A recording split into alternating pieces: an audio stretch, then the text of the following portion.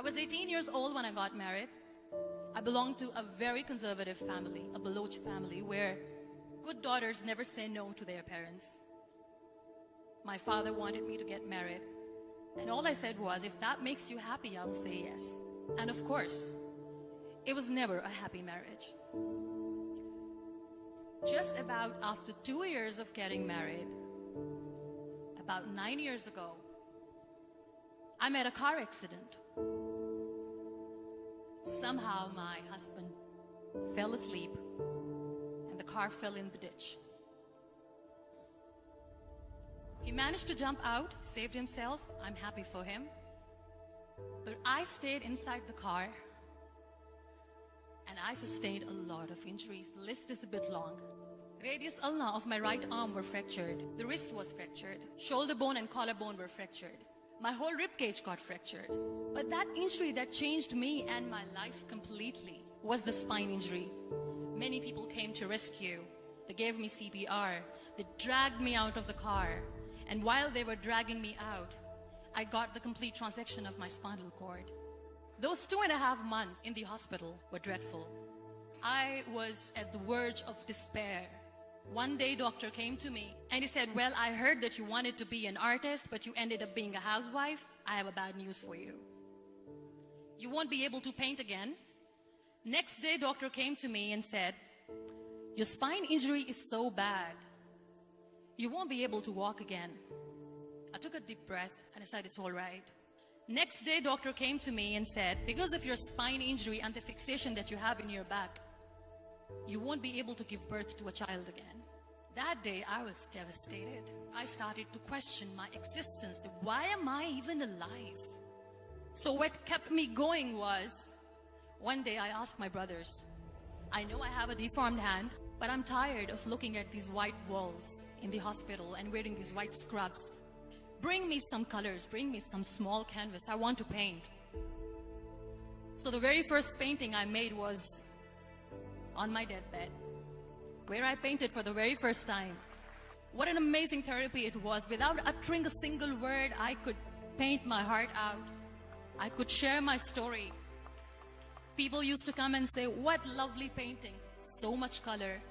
Nobody could see the grief in it. Only I could. And that day I decided that I'm going to live life for myself. I am not going to be that perfect person for someone. I am just going to take this moment and I will make it perfect for myself. That I'm going to fight my fears. So I wrote down one by one all those fears.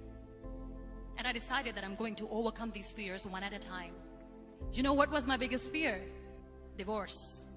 But the day I decided that this is nothing but my fear, I liberated myself by setting him free. And I made myself emotionally so strong that the day I got the news that he's getting married, I sent him a text that I'm so happy for you and I wish you all the best. And he knows that I pray for him today. Number 2 was, I won't be able to be a mother again. And that was quite devastating for me. But then I realized there are so many children in the world, all they want is acceptance. So there is no point of crying, just go and adopt one. And that's what I did.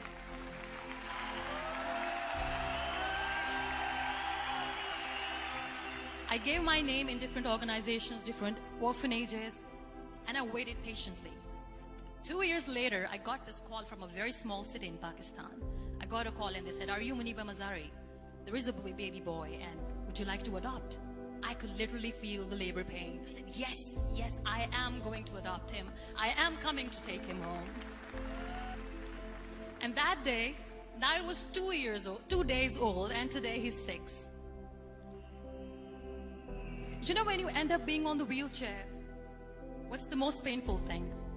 People think that they will not be accepted by the people because we, in the world of perfect people, are imperfects. So I decided to appear more in public.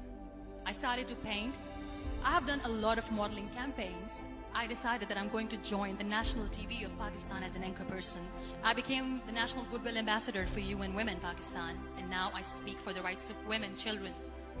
I was featured in BBC 100 Women for 2015. I'm one of the Forbes 30 under 30 for 2016. So when you accept yourself the way you are, the world recognizes you. It all starts from within. We have this amazing fantasy about life. This is how things should work. This is my plan. It should go as per my plan. If that doesn't happen, we give up. I never wanted to be on the wheelchair. Never thought of being on the wheelchair.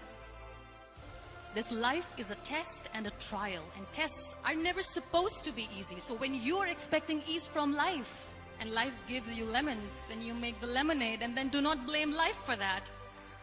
It is okay to be scared. It is okay to cry. Everything is okay, but giving up should not be an option. They always say that failure is not an option. Failure should be an option, because when you fail, you get up, and then you fail, and then you get up, and that keeps you going. Embrace each and every breath that you are taking. Celebrate your life. Live it. Don't die before your death. Real happiness lies in gratitude. So be grateful, be alive, and live every moment.